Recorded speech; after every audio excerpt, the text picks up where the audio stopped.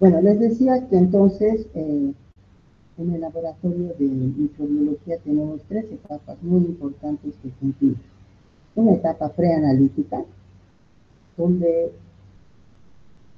no solamente el laboratorio juega un rol importante, sino también a veces eh, los médicos que atienden a los pacientes, ya que ciertos muestreos, y esto se refiere a los muestreos de etapa preanalítica, o sea, la toma de muestra, ciertos muestreos, tomas de muestras se realizan en el consultorio o en quirófano o realizado por un médico especialista. Por ejemplo, líquido cefalorraquídeo nunca se va a tomar en un laboratorio por condiciones que no son adecuadas para hacer una punción en la médula espinal. Eso generalmente lo hacen en un ambiente más aséptico, más estéril, digamos, con menos contaminación, y lo tiene que hacer una persona que eh, esté entrenada en realizar este tipo de trabajos, funciones medulares, ¿no?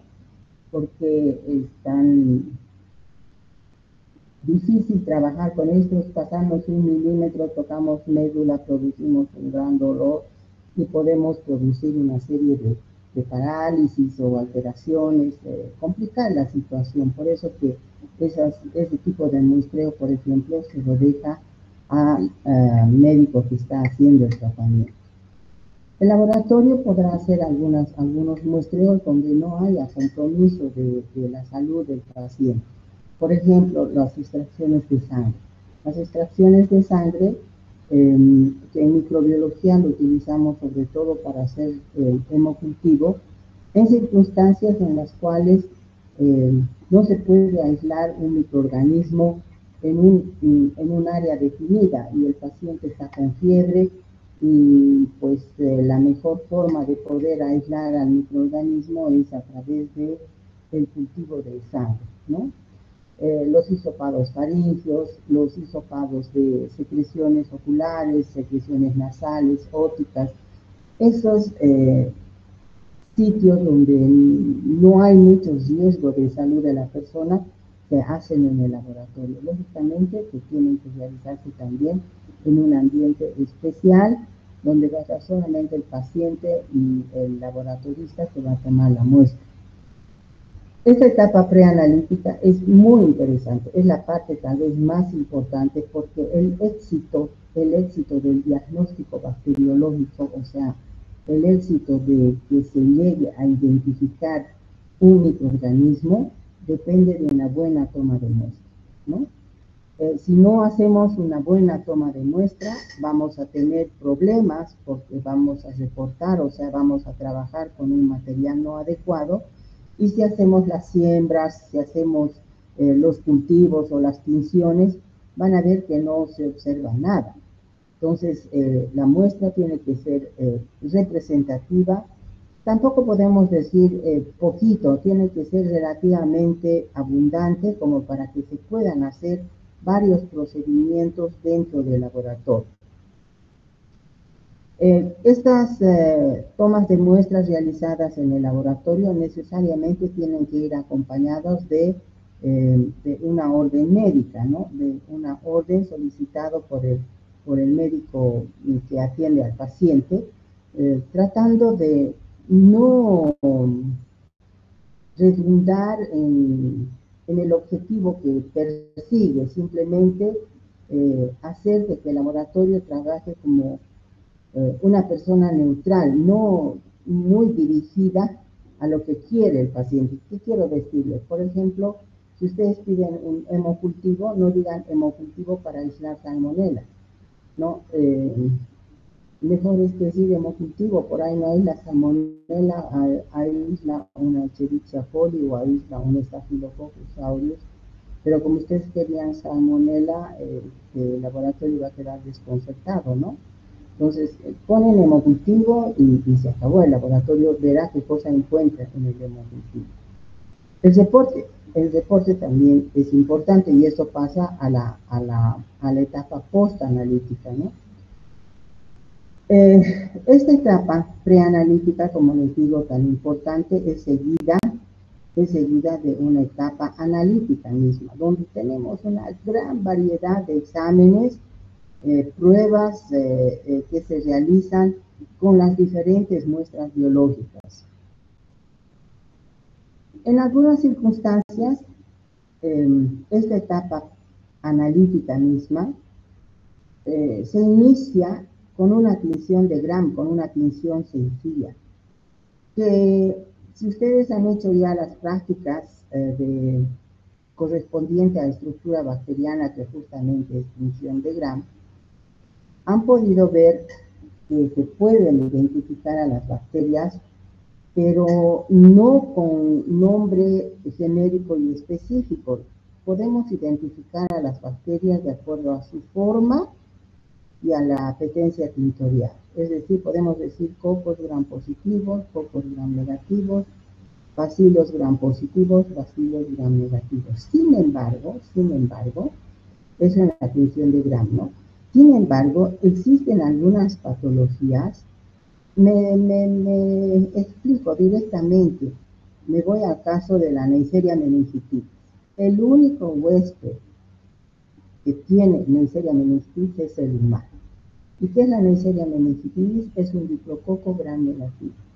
Y si yo lo veo en una muestra de tinción, de una muestra de líquido cefalorraquídeo, a este diplococo gram negativo y abundantes polimorfonucleares, miren, la tinción me está dando el diagnóstico. No hay otra bacteria con esas características y que produzca esta misma sintomatología.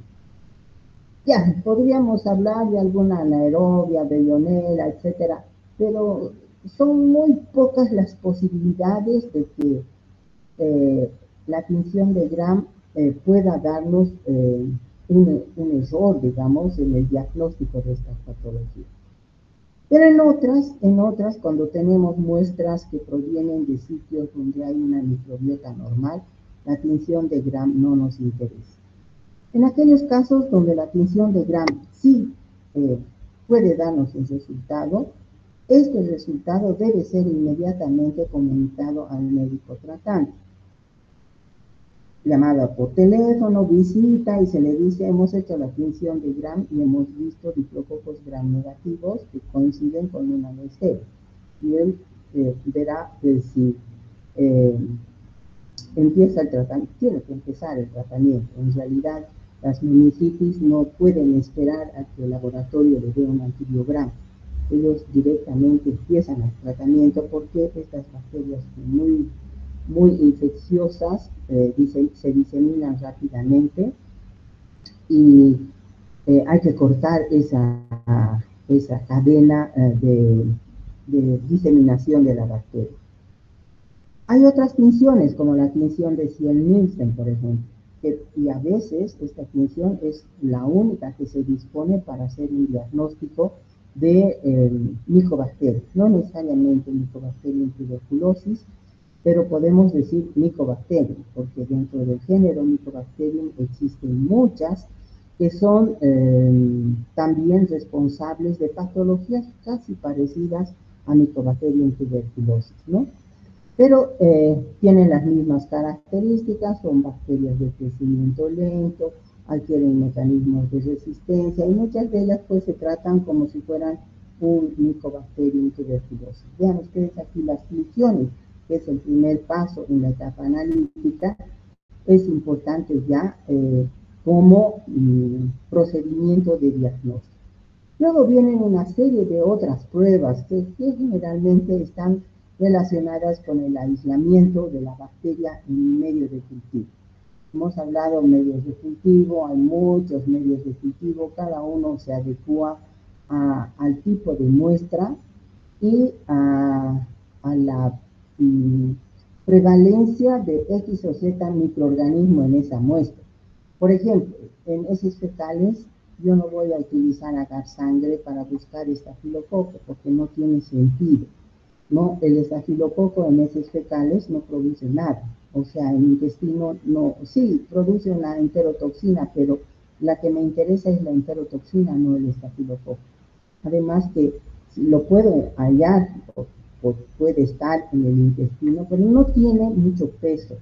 En cambio, en heces fecales, si yo busco eh, salmonella o shigella o campylobacter, entonces buscaré el medio adecuado para cada una de estas bacterias, entendiendo que shigella es muy lábil, que salmonella puede crecer en medios con inhibidores y que campylobacter puede crecer a temperaturas mayores, etcétera. Procederé con técnicas adecuadas para cada una de ellas. Y como no sé, pues generalmente cuando son heces fecales, pues se hace la siembra o el aislamiento en medios diferentes, en medios de cultivo diferentes, ¿no? Se puede utilizar, por ejemplo, el agar Shigella salmonella, se puede utilizar agar maconque y además podemos utilizar el Campivap, que es para aislamiento de campylobacterias. ¿No? Vean, 3 medios de cultivo a ciegas estamos trabajando, tratando de aislar a las bacterias que estarían relacionadas con un proceso gastrointestinal, ¿no? Y que lógicamente está relacionado con la muestra que hemos recibido. No solamente consiste esta etapa analítica, no solamente consiste en aislar a la bacteria, sino tenemos que llegar al final, porque en aislar a la bacteria tenemos que seguir los pasos que nos indican cómo la podríamos identificar. Sí, aquí tengo una colonia. Esta colonia que les estoy mostrando aquí en un medio de cultivo puede pertenecer, por ejemplo, a un estafilococo, puede pertenecer a una enterobacteria o a un enterococo, dependiendo de dónde viene la muestra, pero yo tengo que darle un nombre y apellido. Nombre y apellido, que quiere decir género y especie. Decir Salmonella typhimurium, Salmonella cholerae, Salmonella enteritidis finalmente, ¿no? O Escherichia coli. Entonces, en las Escherichias, en el caso de las colis, por ejemplo, hay que hacer una serotipificación para identificar el serotipo, porque la Escherichia coli es una bacteria que normalmente habita en el intestino, pero existe un gran grupo de serotipos que son responsables de síndromes diarreicos porque ellos han adquirido algunos mecanismos de virulencia, como ser fagos, como ser plásmidos, que les permiten a estas bacterias elaborar algunas toxinas a través de las cuales ellas van a producir alteraciones en los procesos de absorción a nivel intestinal, dando lugar a las diarreas. Bueno, esta es la etapa analítica misma, donde vamos a ver, existen muchos procedimientos. Luego tenemos la etapa posanalítica, donde el reporte también tiene que ser bien preciso, tiene que estar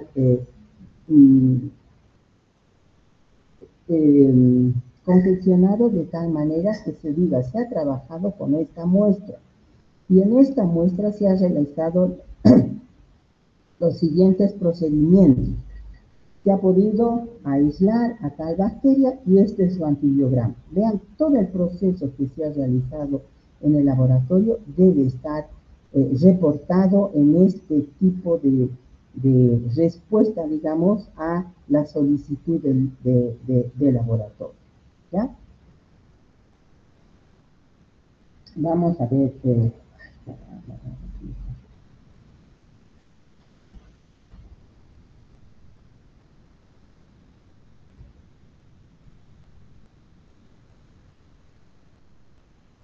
Bueno, esto es lo mismo que les hablaba. Tenemos una etapa preanalítica, donde tenemos como primer elemento de recepción el formulario y la toma de muestras, ¿no? La toma de muestras, donde lógicamente se tiene que identificar correctamente para que entre a la etapa analítica, donde se van a llevar a cabo una serie de procedimientos que ahorita vamos a ver, relacionados con la identificación del microorganismo. Y la etapa posanalítica está relacionada con el reporte de laboratorio. Bueno, En los exámenes de microbiología, me voy a ir exactamente solamente a microbiología, porque los laboratorios de análisis clínico hacen muchos exámenes y nos interesa a nosotros dedicarnos a lo que es microbiología. En microbiología, ¿qué podemos hacer? Podemos empezar identificando al agente responsable de la enfermedad mediante dos procedimientos. Uno es la microscopía, ¿no? Como les he dicho, la tinción de Gram, la tinción de Siemens, principalmente son las más utilizadas, que tienen su valor en algunas muestras donde el huésped definitivo es el humano únicamente, ¿no? No hay posibilidad de que exista contaminación por otro tipo o se presente en animales, etc. La tinción sí tiene su gran valor. Y el otro procedimiento es el aislamiento a través de los cultivos. En los cultivos, ¿qué es lo que vamos a ver? El desarrollo de colonias, y estas se tienen que identificar a través de el comportamiento que tienen las bacterias con diferentes sustratos. Generalmente se estudia a través de su capacidad metabólica. Ellos son capaces de producir, por ejemplo, coagular el plasma porque tienen una enzima coagulasa, entonces la ponemos de manifiesto esta enzima y podemos identificar quién produce coagulasa dentro de ese grupo y podemos dar el nombre genérico y el específico. Lo mismo podemos hacer un estudio de su capacidad fermentativa sobre diferentes sustratos, ya sean azúcares, ya sean aminoácidos, y conociendo el comportamiento de cada una de ellas, podemos también dar lugar a la identificación de género y especie. Ahí estamos viendo, estamos determinando la presencia del microorganismo, pero existen otras pruebas que van a determinar algunos componentes del microorganismo. Y ahí estamos en esta semana, por ejemplo, creo que casi la mayoría de los grupos están haciendo lo que es la PCR. ¿Qué es PCR? Es determinar un gen característico de un microorganismo, ¿no? Vamos a determinar ese gen característico de ese microorganismo amplificando muchas veces. Existen una gran variedad de procedimientos a través de los cuales podemos amplificar. Tenemos la PCR punto final, la PCR cuantitativa. Bueno, en los virus, no en las bacterias, en las bacterias siempre va a ser PCR punto final, PCR cuantitativo, porque trabajamos con DNA, o sea, las bacterias tienen DNA.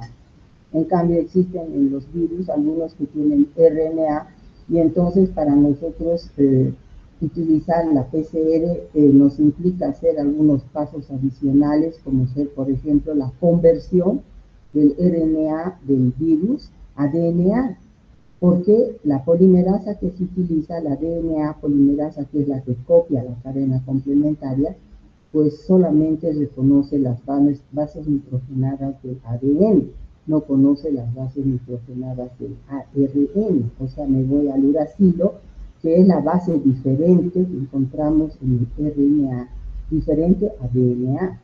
Y entonces no podemos utilizar esa enzima para hacer una copia del RNA y hacer lo mismo que hacemos con la PCR, ¿no? Necesariamente tenemos que convertirlo a DNA, que se llama DNA complementario, y este DNA sí lo podemos amplificar tantas veces como ciclos requiera la PCR y poner de manifiesto la presencia de ese gen mediante otras técnicas auxiliares. Generalmente son la electroforesis, ¿no? La electroforesis de DNA. Pero dentro de estas pruebas tenemos otras que determinan, por ejemplo, las proteínas. Las proteínas que pueden ser específicas de algunos microorganismos, un panel de proteínas específicas del microorganismo. Y para eso usamos estas pruebas de Westerblot, ¿no? Estas pruebas de Westerblot, donde también se realizan una serie de procesos electroforéticos de separación de proteínas, de transferencia, por eso se llama blot, de transferencia de las proteínas separadas a membranas donde no pueda haber difusión de las proteínas en el medio. Generalmente se utilizan membranas de microcelulosa donde las proteínas quedan estabilizadas. Y determinar su presencia en estas membranas de microcelulosa mediante procedimientos que utilicen enzimas o mediante procedimientos que utilicen fluorescencia o quimioluminiscencia. Y entonces para eso, lógicamente, tenemos que tener otro aparataje que pueda determinar la quimioluminiscencia, la fluorescencia, y las otras generalmente, las enzimáticas, son colorimétricas y esas se las puede ver a simple vista, ¿no? Es una práctica un poco complicada porque tenemos que preparar la separación de las proteínas, desde ahí extraer proteínas de una muestra, como ser, por ejemplo, qué sé yo, digamos un esputo donde tenemos células de toda índole, de otras bacterias, y todos ellos tienen proteínas, pero tenemos que trabajar con la proteína que nos interesa, y entonces, o las proteínas del microorganismo que nos interesa. Entonces esto se complica muchísimo en la preparación de la muestra. Muchas de estas pruebas de determinación de proteínas utilizan la anatomía patológica para determinar ciertos tipos de cánceres, por ejemplo, ¿no? Ellos hacen la inmunohistoquímica con también procesos de transferencia de estas proteínas hacia membranas de microcelulosa. Bueno, estas son las técnicas que nos permiten detectar la presencia del microorganismo. También podemos, otra forma de poder determinar su presencia es buscar algunos antígenos, o sea, no siempre a través del Westerblot, sino que podemos buscar alguna proteína particular de la bacteria que puede encontrarse, que sé yo, en la membrana externa. Generalmente son las proteínas de membrana externa, las antigénicas, mediante pruebas sencillas utilizando los anticuerpos. Utilizando anticuerpos conocidos podemos identificar la presencia de ese antígeno, y estos anticuerpos generalmente se los marca con un fluorocromo, por ejemplo, la inmunofluorescencia directa. Mycoplasma pneumonia, por dar un ejemplo, muy difícil de cultivar, hay que utilizar líneas celulares y se hace muy difícil el cultivo. Y entonces, ¿cómo podemos identificar su presencia en una muestra de esputo donde tenemos una gran variedad de otros microorganismos? Simplemente se hace un frotis, un extendido de la muestra de esputo, y sobre este extendido, fijado lógicamente a fotofrutos, con metanol, generalmente se utiliza metanol, se coloca una solución de anticuerpos marcados con un fluorocromo, anticuerpos específicos para micoplasma. Y entonces se incuba, se deja reaccionar, que el anticuerpo va y se fije a los antígenos específicos. Luego se lava y se va al microscopio, y entonces ahí vamos a ver puntos brillosos que corresponden a micoplasmas que están en la muestra que estábamos observando. Es una forma también de determinar la presencia del microorganismo, y que podríamos decir es también una prueba microscópica, porque necesariamente tenemos que utilizar al microscopio, pero utilizando ya anticuerpos fluorescentes en este caso, ¿no? Y luego tenemos otras pruebas llamadas indirectas, donde vamos a ver la presencia de los anticuerpos específicos para ciertos antígenos que tienen las bacterias, ¿no? Esto se va a dar con más detalle, existen existen muchísimas pruebas que utilizan anticuerpos, pruebas de neutralización, aglutinación, difusión, ELISAs, inmunofluorescencias, etcétera, y eso lo vamos a hablar con más detalle cuando manejemos bien el concepto de antígeno y anticuerpo, que es lo que se ve cuando estamos estudiando la parte de inmunología. Bueno, para concluir, ¿qué es lo que nos interesa en microbiología? Una buena recolección de muestras, una buena recolección de muestras. Las muestras tienen que ser muy representativas del sitio de la lesión. Las lesiones o las enfermedades pueden estar ubicadas en diferentes órganos, a nivel pulmonar, a nivel faríngeo, a nivel pulmonar, a nivel de vías de sistema urogenital, a nivel de intestino, líquidos cefalorraquídeos, líquidos de derrames articulares, etc.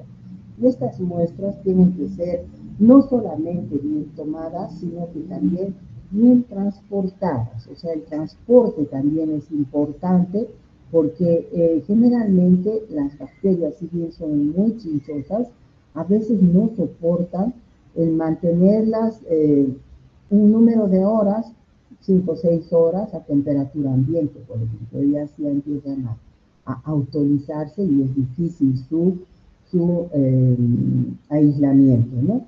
Entonces, una vez tomada la muestra, es importante enviar esa muestra al laboratorio en un conservador. Generalmente existen algunos medios de transporte que ahora ya lo tenemos comercializado y que uno puede adquirirlos, o el hospital generalmente los adquiere y nos entregan en los diferentes consultorios para tomar muestra y enviar.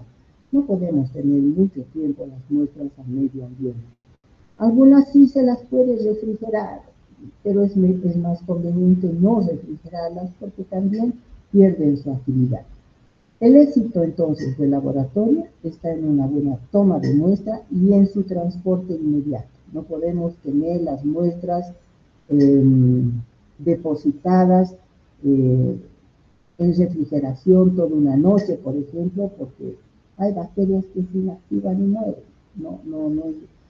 Hay otras que más bien sí sirven como medio de enriquecimiento porque son bacterias citrófilas, pero eso hay que conocerlos, hay que estudiarles cuál vamos a mantener en refrigeración y cuáles debemos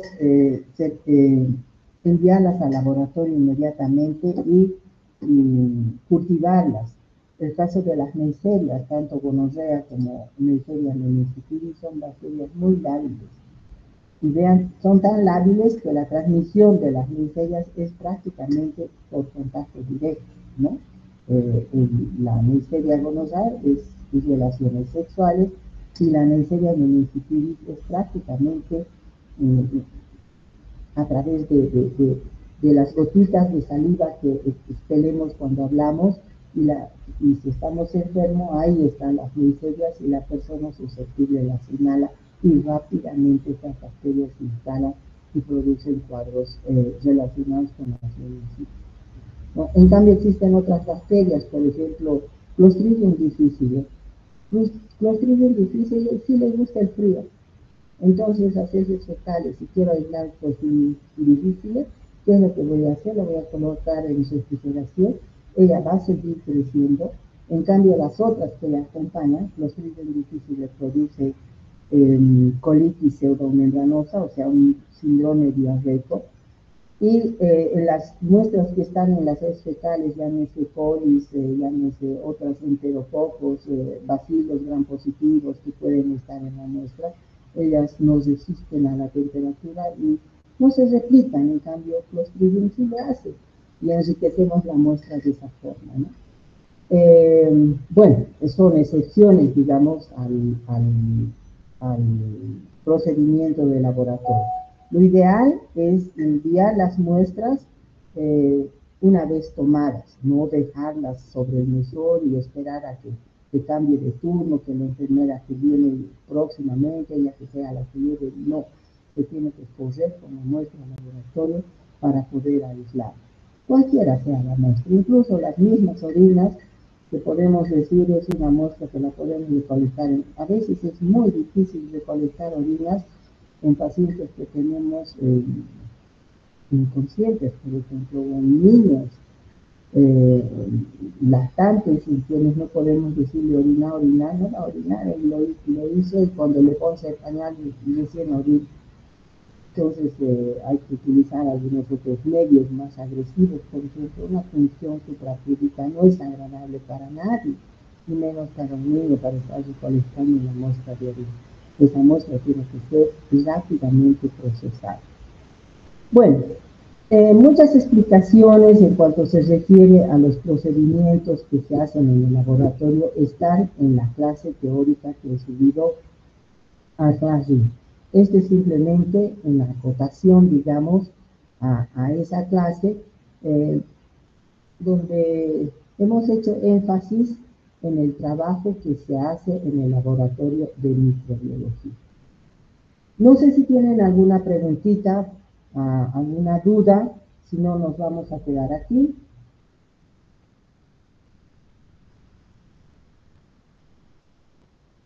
Pues cada vez el auditorium va disminuyendo más, claro, es que como las grabaciones ya están hechas, entonces ya no les interesa la clase. Pero vamos a hacer algunas preguntitas de estas clases en los exámenes y van a ver cómo van a empezar a asistir al segundo parcial. Ok, chicos, nos vemos la próxima semana en otros temas de nuestro tema para el primer parcial. ¿Qué quieres decirme sobre el copro, Andrea? Andrea, me querías preguntar sobre algo sobre el copro. Copro es copro, ¿qué quiere decir? Heces, nada más, ¿no? Entonces, en heces tú puedes hacer qué cosa, un coprológico. ¿Qué es un coprológico? Estudiar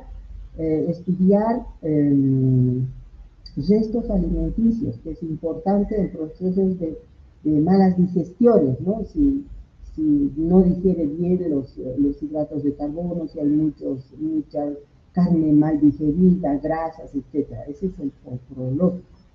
El coproparasitológico estudia los quistes y los huevos, ¿no?, de parásitos, y el coprocultivo. El coprocultivo. Generalmente la toma de muestra es por eliminación espontánea, es decir, se solicita que la persona los recolecte en la cantidad, ¿qué les puedo decir? A ver, más o menos del tamaño de una habita, ya, ese es el tamaño. De una haba, ni siquiera para decir pepa de gas es muy grande. Una habita, y es lo que queda, digamos, tal vez en el papel higiénico. Ya necesita un poquito, se toma, se coloca en un frasco estéril, apropiado para la recolección de heces y se manda al laboratorio. Estas muestras sí todavía pueden quedarse a medio ambiente durante X o tiempo, digamos, 3-4 horas. Aunque vean ustedes, Vibrio cólera, y me acuerdo de mi profesor que decía, no sé qué mierda tiene Vibrio cólera, que vive en la mierda pero no la podemos aislar. No soporta quedarse mucho tiempo en las heces fecales, pues seguramente deben haber otras toxinas producidas por las otras bacterias que las inhiben en cuanto se refiere a su aislamiento, ¿no? Y entonces era conveniente para estos pacientes que presentan estos síndromes diarreicos o cólera, hacer por hisopado rectal. Se puede tomar muestras por hisopado rectal para el aislamiento de bacterias relacionadas con síndromes diarreicos, por ejemplo, ¿ya? Si no es por exposición eliminación espontánea, podemos hacer un hisopado rectal. Y eso igual también se coloca en un medio de transporte y se lo manda al laboratorio. O sea, hay dos formas de recolectar, ¿no es cierto? En ese caso. Eso es, Andrea. ¿Qué más? ¿Hay más?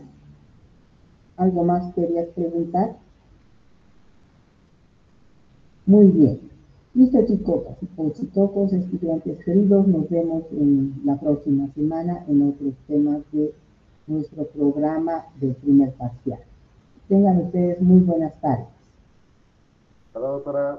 Hasta luego. Hasta Luego. luego, doctora. Hasta luego.